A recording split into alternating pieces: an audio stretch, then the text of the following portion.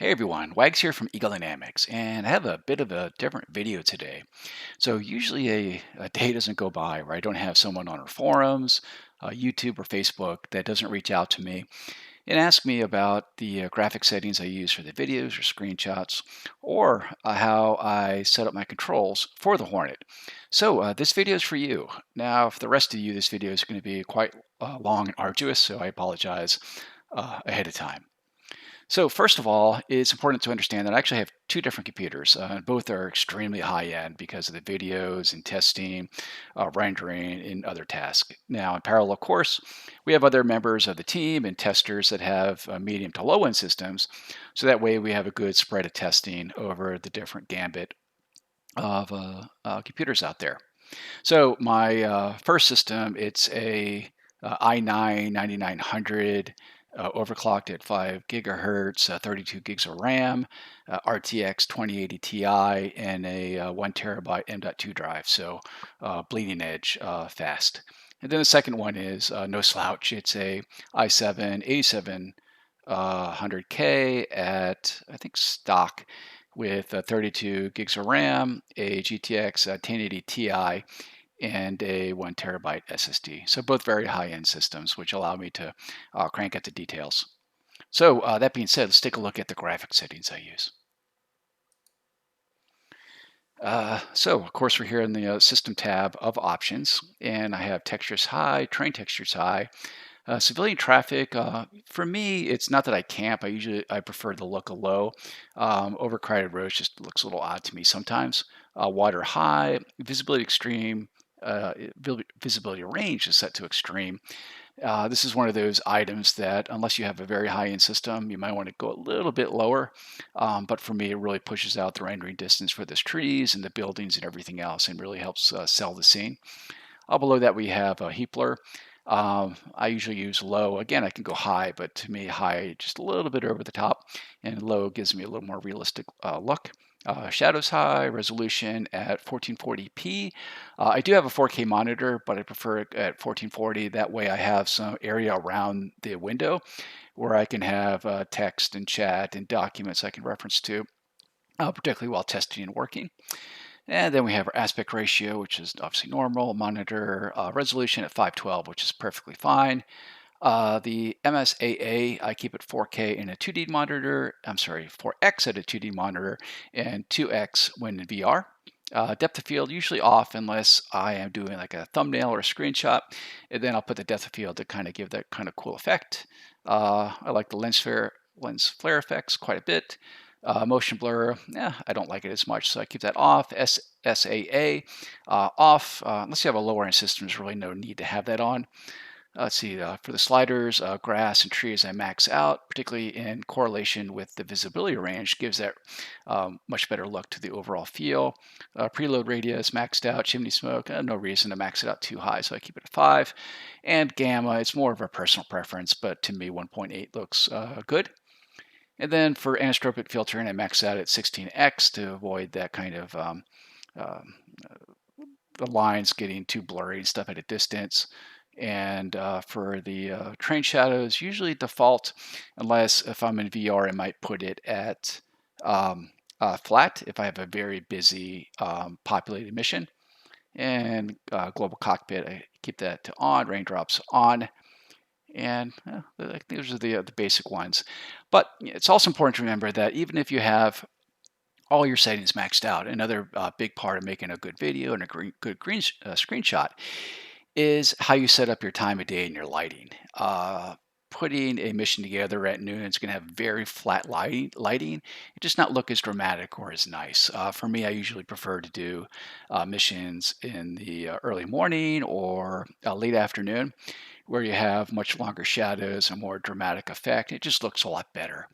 And if you're also doing a video from the cockpit, it's also nice to, instead of having the sun either directly ahead of you or directly behind, try to have off to the side a bit. So that way you have the sun shining in to give more dramatic effect to the shadows across the instrument panel, and just things don't look as flat.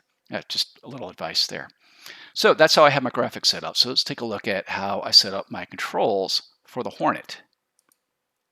Now, I am lucky enough to have one of the new Thrustmaster Hornet sticks that's in R&D.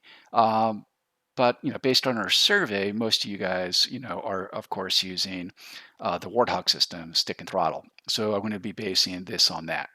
So what I did is beforehand, I literally cleaned out my entire setup and the controls for my Hornet, even including the axes. And what I'll do is, and this is going to be pretty arduous, I'll go ahead and set this up one at a time. So first, of course, let's go to our axes. Right. So, of course, we'll go to F-18 Sim. We'll go to the pull down here, and I'll go to axes commands. And now here's on the left side are all the different axes we can set up for our Hornet. And first and foremost, let's go to our pitch and roll. So we're going to come down to the left side. We'll look for pitch, and here it is. And we follow it over. Actually, I already had it in there. To our joystick, and we'll double click on the cell here. So we have pitch, and now simply what I'll do is I'll move my control stick forward and back until I see the key command pop up as joy Y, and I'll hit OK. And then coming down, I have my axis tune button. And this also very much varies on the individual and your preferences, but for me, I usually put a dead zone of 4. And you can do this by either holding it and sliding it, or just clicking on it first and then using the left and right arrow keys on your keyboard, which is what I do. And I usually set that to 4. You can actually see a little flat area in the middle, which represents the dead zone. Saturation X I don't touch. Saturation Y for joysticks I don't touch. And the curvature, again, it varies, but for me, 15 feels pretty good. So I'll keep that there. And then we'll hit OK. And now I'll do my roll.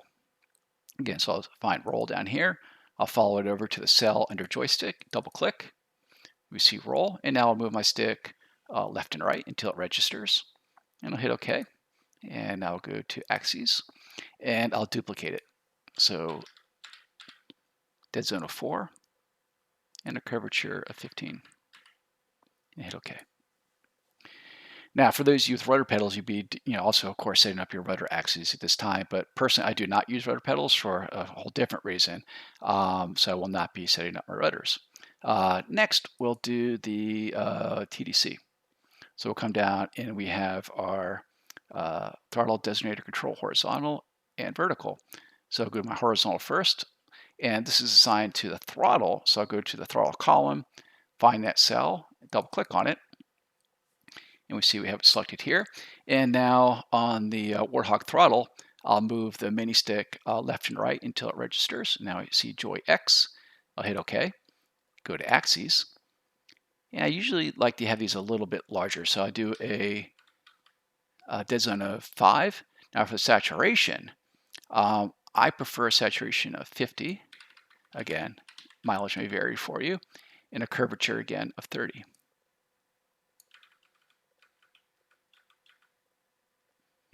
And now hit OK. And now we'll do the same thing with the vertical. Bring it over, click, and we have vertical axes. And now I'll move the mini stick up and down. We have joy Y.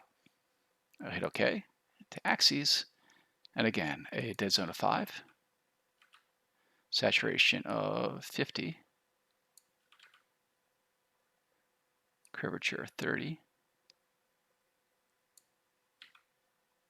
Now, important thing for the vertical is you want to hit that to invert. I'll hit OK. The only other axes I set up for mine is the zoom control and the throttle, and I use the throttle friction wheel for that. You see it automatically registered. So that's the axes I use. The next one, big one, will be the HOTAS. So we'll go to our list here. We'll drop it down, and we'll come down to HOTAS. And I usually start from top and work my all the way to the bottom. So A-18C button is on the very left of the throttle. So I'll select the cell and click on that button. The nose wheel auto steering, that's on the joystick as the paddle switch. You can see here too. So joystick, hit the paddle button. cage uncage button on the throttle, and I use the lower red button as a press toward me. COM switch, so throttle again, and the top switch on the side, up. COM 2, same switch, but push down. Mids A and Mids B, these are actually going to be new radios coming in the not too distant future, which will take advantage of the Mids radio, which is also part of the data link system. So we'll go Mids A, top COM switch forward, and then Mids B back. That's the radios. Control stick I usually don't use. Dispense aft for flare. So that's the second from the bottom. I push that aft. Okay, and then the same switch forward. External lights. So the on the very left side of the throttle, we'll keep it in the middle position first. Click on it and click it backward for off, and then click it forward for on.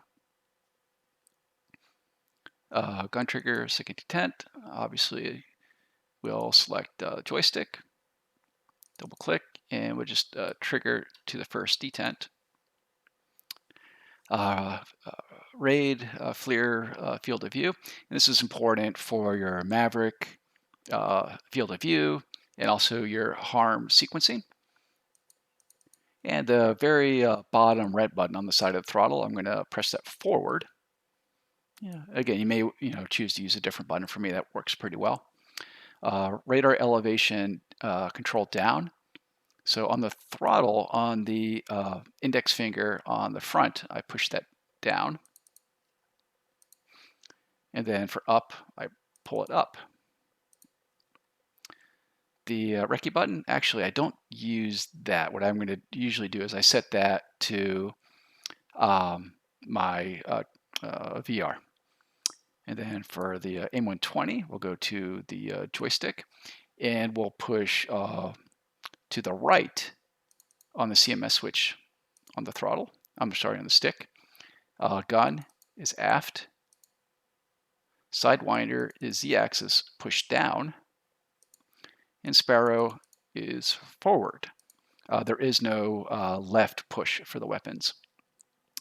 And then we have the sensor hat. So in the real stick, it's called the castle switch, which kind of looks like castle in the Warthog stick as well. So again, to joystick, I think it's the DEMA switch for the A10. We're going to push that aft. And then, so actually this is not in your version yet. This is coming soon to support data link. So in the real Hornet switch, actually the castle switch also has a press axis, and actually that's used for IFF interrogation, which is coming soon. So I'm going to hold off on this now. So we'll go back and we'll go to forward on the castle, and then left, right. That's all we need there. And then for the air speed brake, we're going to extend that aft on the switch right below the COM switch. And then for retract, we'll push it forward.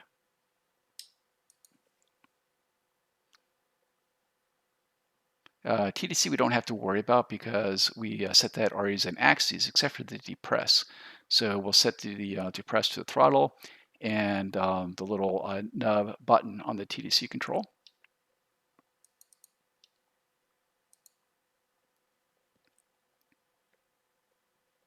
And I'm not going to worry about the lifts, trimmer, pretty straightforward. So back to the stick, trim hat left, trim hat down, trim hat forward, and trim hat right. Actually, I got those mixed up there. Undesignate button, kind of down near the paddle. Press that. And the release weapon button, of course, the red button on the top of the stick. So those the basics of the HOTAS there. Only additional ones that I usually use, again, this is just me, but for flight controls, I'll go to uh, the rudder and actually assign that to the use the coolie switch on the front. So I'll go left and then right. And on the throttle are some other buttons I tend to use as well. So let me do some of these. So now a handy function to find one is probably most of you know, you can go to the very top and use the search field. So I'm going to do the caution warning, reset button. I'm going to assign that to the landing gear warning button on my throttle. Actually, take that back, sorry. We're going to do, it's the autopilot engage, disengage is the one I use. Then for the landing gear, I'll use the landing gear warning.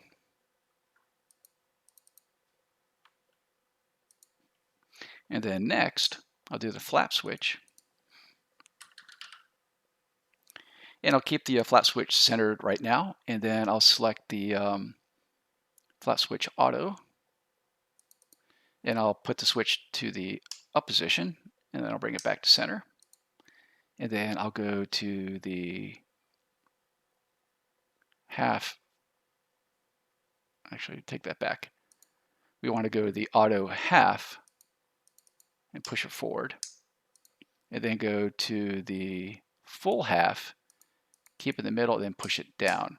So this way we can now use the flap switch on the Warthog throttle to control our flaps in a Hornet to full auto in half. And what else do I like to do? So actually I do the master modes as well.